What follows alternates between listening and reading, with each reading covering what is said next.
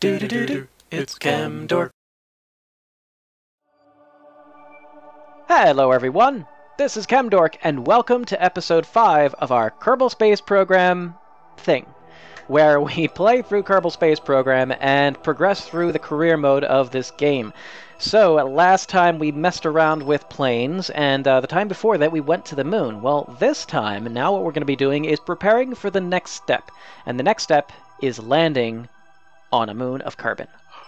Awesome. So, this is the sort of...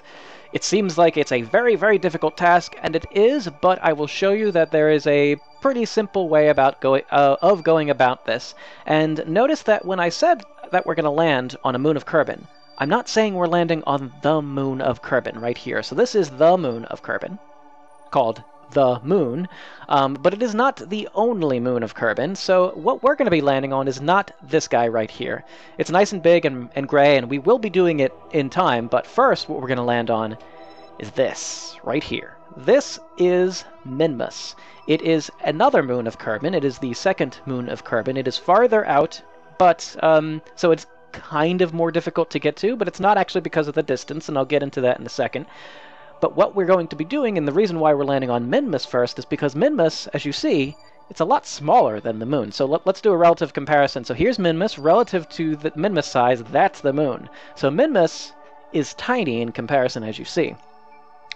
Being smaller means that your orbital velocity in low Minmus orbit is much lower than the orbital velocity in lower moon orbit. So, why is this important? Well, when we're landing on a thing, we have to go from whatever speed we are to 0.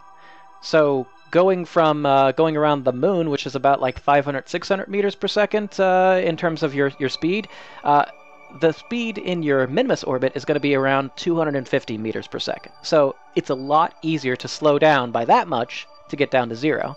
Plus, the low gravity of Minmus kind of makes it nice to move around, and also, there's these large flat areas on Minmus that make really awesome places to land. So you have a lot of things to benefit making landing easier on Minmus than it is on the moon, and that's why we're going there first.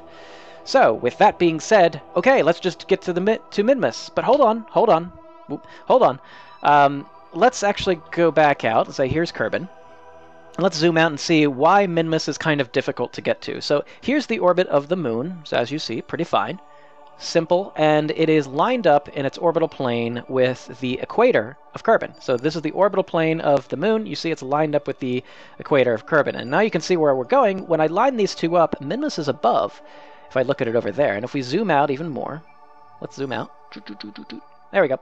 So there's the full moon there's the full system of the planet Kerbin. So you have the moon, and then Minmus's orbit. Minmus is way farther out, so it's 46 million meters out versus 11, so definitely further out, but it's not because of this that it's difficult to get to Minmus. No, for many people it's difficult because of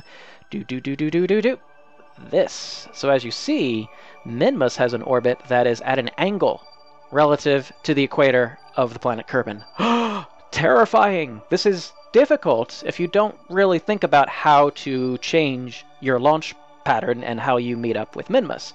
So, and how that differs from the moon. Now, overall, it doesn't differ that much, but I'm going to use some visual aids to help us kind of identify why we have to change things around. So, here's a CD, by the way. It's a Battlezone, which is a great game. We might be doing a playthrough of this because it's a fun game. I remember it. It's old, but they recently did a relaunch in Steam, and yeah, it's a good game. But anyways, here's the planet Kerbin, and this edge of the CD represents where the moon's orbit is. It's aligned with the equatorial plane, and here's the moon. Now, when we launch, this Logitech CD is going to be representing our orbit in low Kerbin orbit. When we launch in low Kerbin orbit, we launch, and we're right here. We're aligned with the equator because we go directly east, and our orbit is completely aligned with the plane of the orbit of the moon around Kerbin. And so all we have to do here, you can see, is we expand one portion of our orbit to overlap with where the moon goes, and then we just need to time it properly so that when we get here, are also there at the same time that the moon is there. No big deal. And we learned how to do that in episode 3. Now, Minmus is the same, except it's the same principle totally that we're going to be using to catch up with Minmus, except Minmus is tilted, so that means that when we launch equatorially, this is going to be a problem. We can only intercept the orbit of Minmus at 2 different locations, and this is the reason why. If we line these up right here, you can see they line up at 2 points, one that's close and one that's far.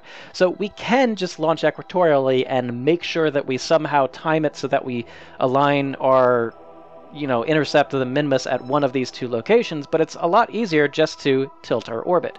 So we could either launch equatorially and tilt, but that's, again, kind of a problem because we know from episode 2 that doing inclination changes uses a ton of fuel. So it would be nice if we could just launch in the proper inclination to begin with.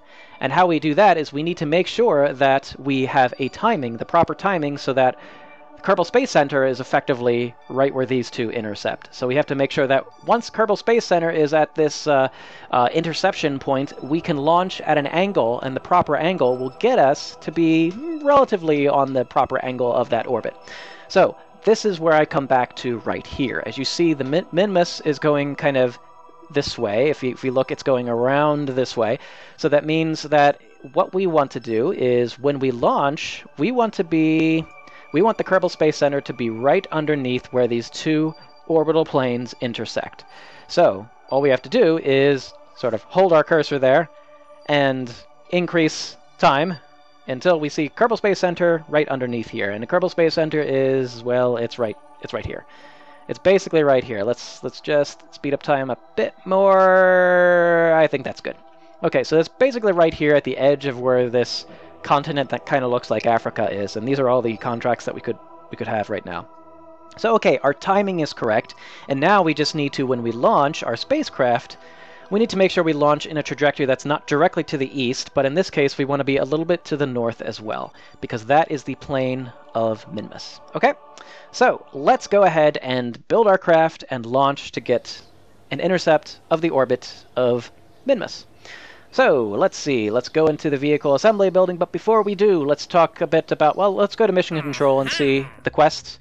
What I want to do is, I want to explore the moon right now. I want to actually accept this contract because it's going to expire in 4 days, so let's just accept that. Same with the science data from the surface of the moon. It's not Minmus, but we have 5 extra slots for contracts, and that's okay. Again, the game kind of wants you to go to the moon first.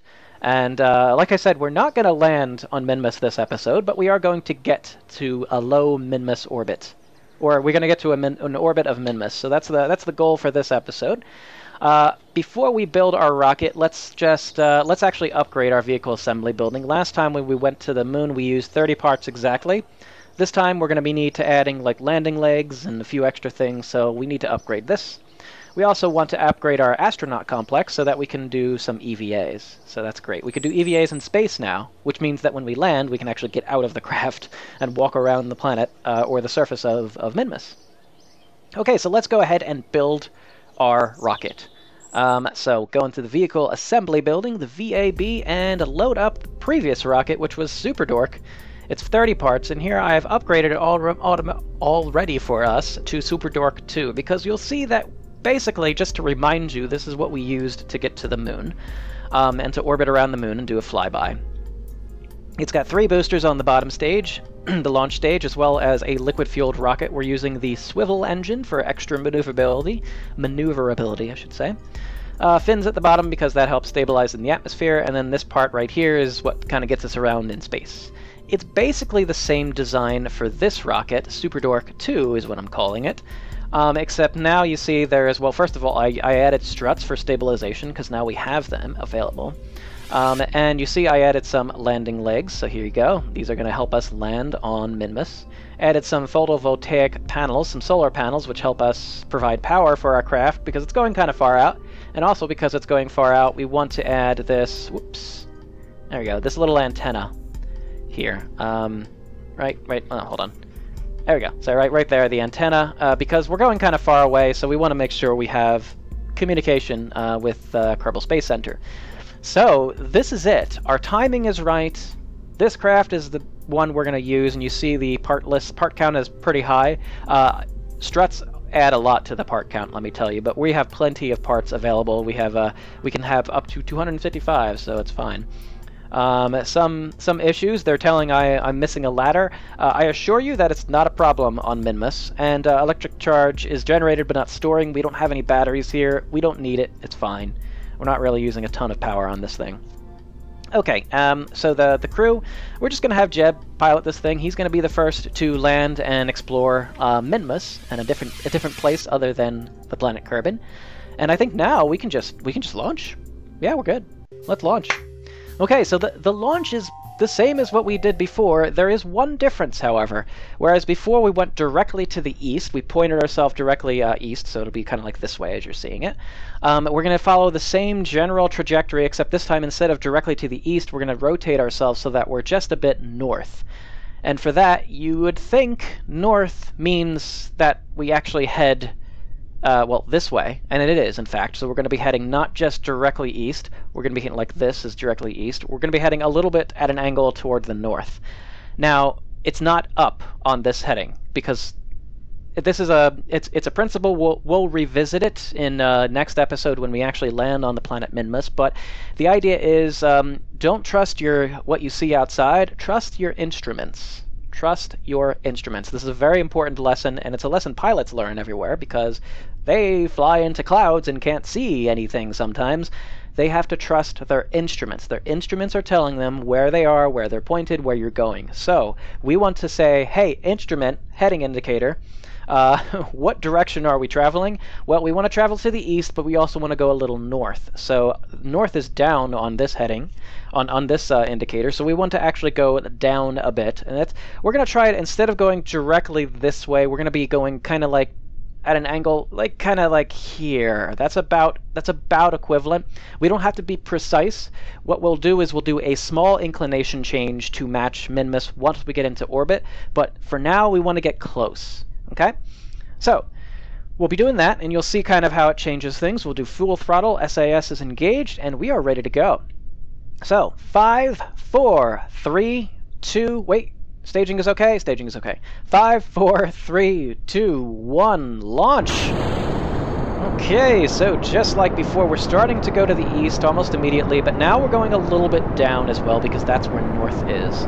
So, I will cut down my throttle just a bit here.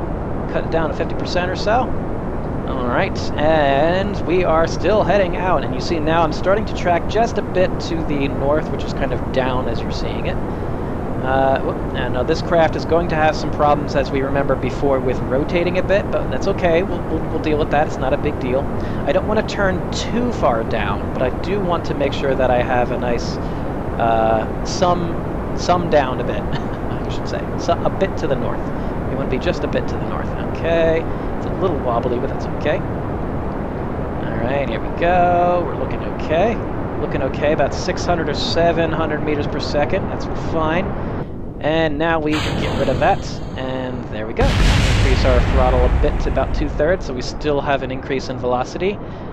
Go till we get about 45, and then I think they changed a few things. I just updated, and they've changed things to be a bit bigger and easier to see now. Oh, they've changed that too. So okay, we're about 50,000 meters up, and you see already that our angle is a bit to the north, right? So that's actually what we should be doing. We'll zoom out a bit and just see that. Yeah, as you see, we're kind of aligned a bit with the angle of Minmus, and we look to be pretty good. We can probably go even a little higher to the north, but I'm just going to stay pretty much right here. Okay, so we're looking pretty good. We're just going to hold there for a bit. Now we're going to start turning to the horizon. I think we're doing okay. Turn down our throttle just a bit. As we get to about 70,000, I'm just going to turn myself towards the horizon, and we'll probably coast up. We're low in speed, so I'm more interested in getting a bit higher in terms of our speed, but we'll coast up here.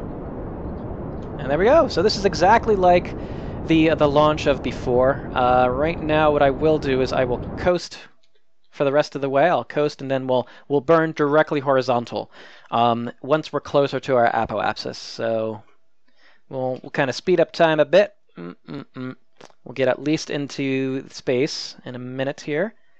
There we go. So we're in space. 34 seconds from it. We need to increase our velocity by a fair amount right here. So let's Yeah, let's go ahead and burn right here. All right, so that's fine. We should be. I mean, I want to be exactly at the apoapsis at exactly 12 or 2250 meters per second. So that's the proper timing. And right now the apoapsis is getting closer, which is okay. We should be fine. We should be fine with this, actually. Yeah, we should be okay. We go 15, 16. Maybe we could have been a little faster, but no, we'll be okay. We'll be okay. There we go. We see it starting to get a little bit farther out. We'll probably have to switch pretty soon to the next stage once we start accelerating. All right, yeah. So we're past the apoapsis right now. That's gonna be okay though. We're getting close to orbit. We'll probably have to switch out in a second. Hold on. There we go. Our final stage. And where's that periapsis? Where is it? There it is. Wait until we get up to... in space. Come on. In space. In space. In space. There we go. We're in space. It's fine. 71 and 81. It's not crazy circular, but there's differences. It's no big deal. Okay, so we're in orbit. We've done this before, except this time our orbit is tilted, as you see. So it is different. It is off the plane of the moon. So now you can probably see pretty apparently, if I focus on the moon, there is 2 points in which our orbits cross, and that is, if I do this, it's like here and here. There's a name for those 2 points, and that is they're different nodes. So just like we have the apoapsis and the periapsis, there's 2 nodes on this orbit where our orbital planes cross. It is easiest to see with the moon and our orbit first, so I just want to show you with the moon what happens. So if you set that as the target, immediately you see some things are happening. First of all, this turns yellow because that's our target. That's the target orbit. And our orbit is blue, but as you see here, there's 2 things that show up, ascending node and descending node, and it gives you degrees symbols. And these represent where our orbital planes cross. So if this is an orbital plane for us, this is the orbital plane for the moon. You see they're tilted, and there's 2 points which they cross. These are the points on those on your orbital plane where they cross. Now, we're not, of course, not going to the moon, so that's good because our difference is 7 degrees, and this is a ton of fuel to change your orbit by that much. So let's look at Minmus instead and focus the view. Oh, not focus the view. Let's set as target and focus the view on our spacecraft, and now we see we get nodes and 1 degree difference. So 1 degree difference versus 7 degrees. I'm going to pick with this is, we did a pretty good job of matching orbits, but we're not exactly aligned. So let's get better aligned, and by that we need to do a plane adjustment, an inclination adjustment. And remember, guys, the inclination adjustments are done with those pink nodes, north and south, effectively, if you're going around in the equator. So we'll be doing a maneuver.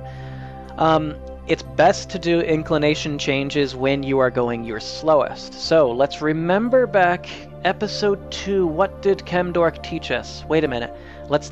Chemdork taught us something. Periapsis and the apoapsis, it's like a roller coaster, remember? So when you're at your highest on the roller coaster, you're going your slowest. When you're at your lowest on a roller coaster, you're going your fastest. And just like a roller coaster, the orbit is effectively the same. When you're at your highest altitude in the orbit, you're going your slowest. When you're at your lowest altitude in the orbit, you're going your fastest. So, slowest at the apoapsis, fastest at your periapsis. So what we want to do is try to make the change as close as we can to the apoapsis. Now, here it's virtually right in between the two. I think maybe this one is, it doesn't really matter. We're about equivalent away from either one of them, so we'll just do an inclination change at the descending node, which means we're effectively, our orbit crosses kind of going down, which I think means we have to adjust it up. I never really know, so let's see. Let's see what happens to this, to the node. Either one we can look at once we do this adjustment. So as we go up, we see this going down to 0, so that is what we want to do. It is a 7-second burn at the descending node, and then our new descending node will change to here. So let's go ahead and warp to the next maneuver. So it's a burn to effectively the north, and once again, north is opposite on this compass because it just is. I'm sorry, guys. I'm sorry it is. We can, fine. If you're really having a problem with it, we will rotate so that now north is up. Ooh, it's very difficult. Try not to think in terms of up, down, left, right in space. It is much more difficult. Alright, so let's go ahead and burn. Once again, we want 7 seconds to be is the total burn time. We want in the middle to be where the maneuver node is, so that means we want to start our burn at about 4 to 3 seconds before. So let's say 4 to 3 seconds before our node. Let's increase time a bit, and we'll start the burn very soon. Yeah, it's fine. 2, 1, and then 1. Whoop. Okay, let's cut it there and see where we're doing. All right, pretty good. 0.1. If I do one more, I don't want to do any. You know what? This is close enough. It's close enough. It's within a degree. It's very good. We're doing fine. This will allow us to intercept the orbit of Minmus, believe you me. So I like to not have it as the target once I'm going there. So now we're set. We're good. All that's left now is to intercept the orbit of Minmus, just like we did before with the moon. It is no different from how we did it before. So remember, we kind of go far out and looking at the north pole of the planet Kerbin. We zoom out until we can see the planet of the orbit of Minmus here. And we put Minmus at 12 o'clock, and then we basically at 4 o'clock position on our orbit, which is close to here. We add a maneuver, and this time we're going to go out in the prograde direction. We do a prograde burn, and for the moon, it was about 860 or so meters per second, and so I'll stop there just so you can see. See, about there. See, and that's the reason why it's 860. It puts our apoapsis right in line with where the moon's orbit would be normally, about 11 million meters out. And Minmus is way farther out than that, so that means I would expect we have to do 4 times as much, right? No, it's totally not true. You see, 860 meters per second versus, guess how much we have to go in order to reach Minmus? It's only about, as you see here, 923. It's only a little extra, quite honestly, in terms of your burn. So even though it's 4 times as far out, basically, you don't have to do 4 times the burn. Because most of this burn is to actually is just used to kind of escape the gravitational influence of Kerbin. And so you'll see, just like coming back from the moon, we didn't have to do that much of a burn because the moon, not much gravity. And just the same with Minmus, it actually doesn't take that much fuel to get away from Minmus. It takes all your fuel, really, to get into the orbit of Kerbin and outside of the orbit of Kerbin, because Kerbin is big. So, anyways, so here we go. We'll do the we'll do the same thing. We'll focus view on Minmus because I want to see where my periapsis is. And yeah, they changed a bunch of things here between this. And we'll just do the adjustment as we did normally. Yeah, if I can use the mouse wheel here to get closer, closer, and closer. And I want to get around. Let's just say, oop. Go back a bit. Go back a bit. Okay, right about there seems good. 62. That seems probably okay. Let's get a little closer though. That's pretty good. Okay, so about 40 and some kilometers away. That's fine. All right, so that means it is it's not an 8-minute and 43-second burn. It is it's going to be something around a minute and a half or so. It's this way because this calculation is done based on your last burn. So I'm going to very briefly do just a full throttle burn, and now you see it changes. It adjusts because now it says, your engine can put out full throttle that amount. So it's about a minute and a half burn. That's a total of 90 seconds, which means we start the burn. Again, we want 90 seconds is the total burn time. And remember that this maneuver node is calculating it as if exactly at this point you have just increased your velocity by 900 meters a second instantaneously, which of course doesn't happen. But if you average out that increase over the full course of a minute and a half, then this represents pretty accurately where you want to go. You want to put that maneuver node right in the middle. So a minute and a half burn is kind of the farthest I'd want to go with just one burn. So let's go ahead and warp to our next maneuver, and we'll start to do the burn to get into Minmus. So again, we'll start this burn at half the time that it's estimating for us to do it, which should be about 45 seconds. So we'll point ourselves toward the blue, and now we'll have a minute and a half burn to get to Minmus. So here we go, in 5 seconds or so. Not to be exact, it's perfectly fine. Yeah, it's fine. We'll start the burn right now. Alright, so cool. So here we go. We're on our way to Minmus. We are on our way to expand the orbit of, or our apoapsis, as you see, expanding quite rapidly. The periapsis not really doing nothing because we are burning right now at the periapsis as we're increasing this apoapsis. So we'll keep ourselves pointed toward the blue. It's generally a good idea. And when we're close, it's going to see... I'm going to focus my view once again on Minmus because I want to see when our orbit is fairly close what's happening here. So we got some time. We're progressing. And keep myself on that blue. It's probably a good idea. It will start to really pull away when I get close, so I'm just going to... That's going to be pretty much all I'm going to do to adjust it.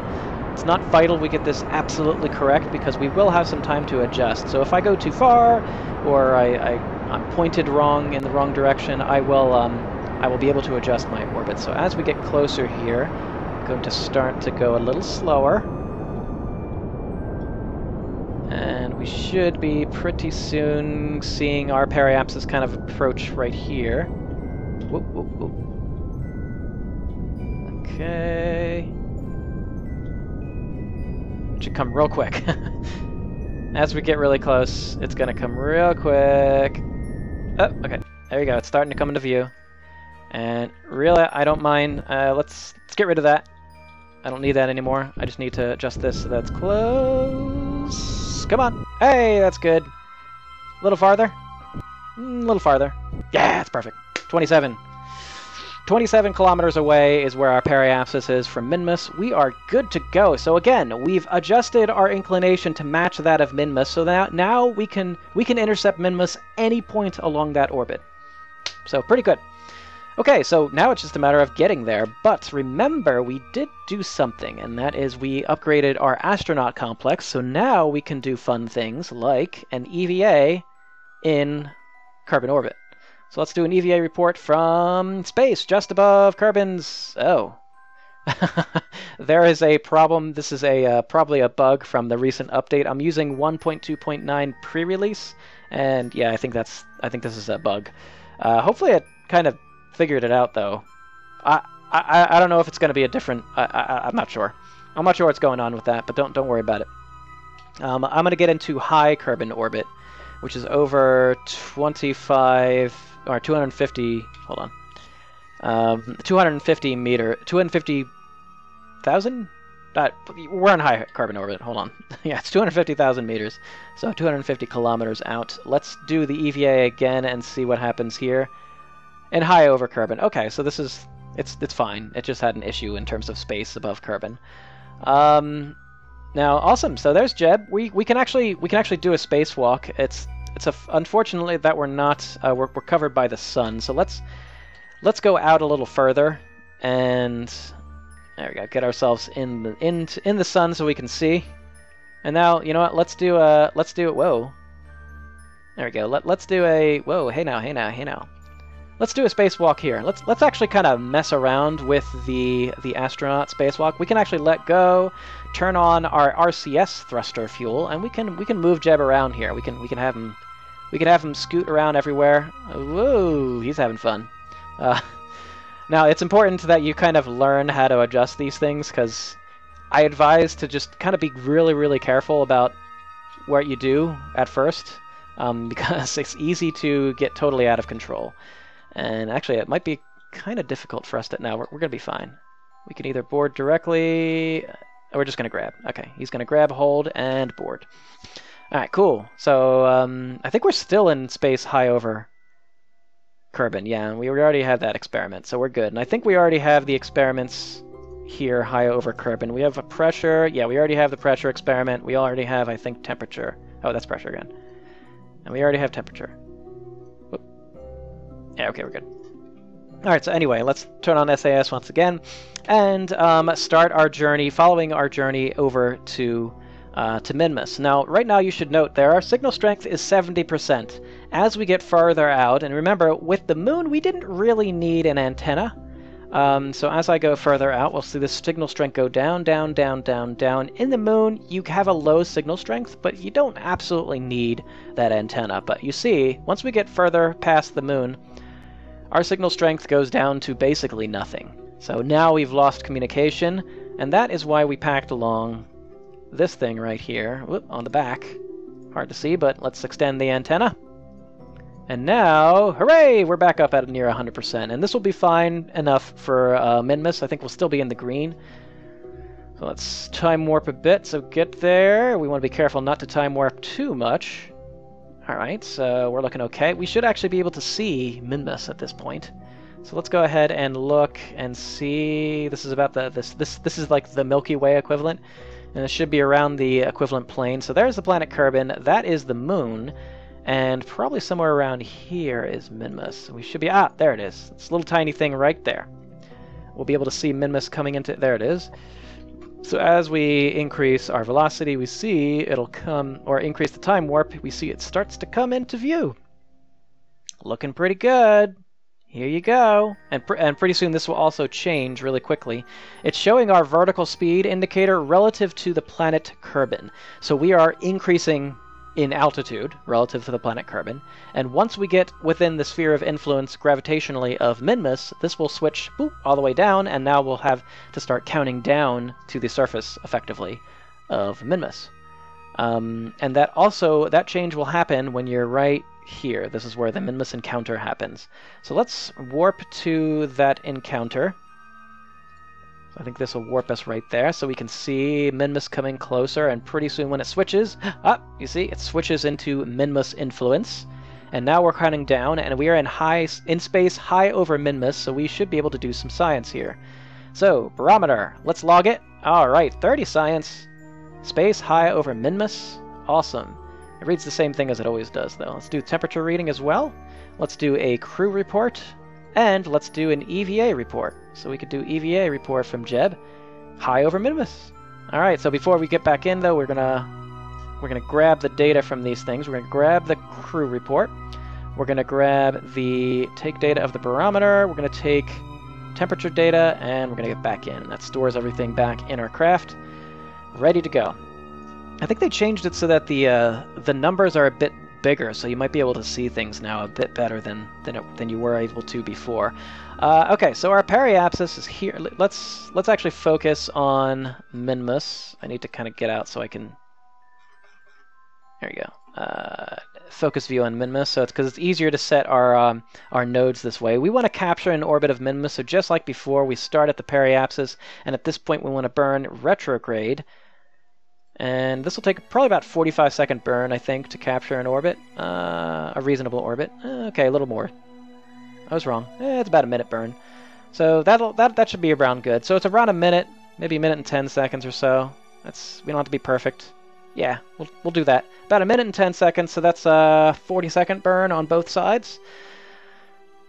Yeah, that's about right. Okay, so we'll point ourselves to the blue, and we will wait for the opportune time to actually do the maneuver, which is going to be about 40 seconds prior. So let's warp to the next maneuver.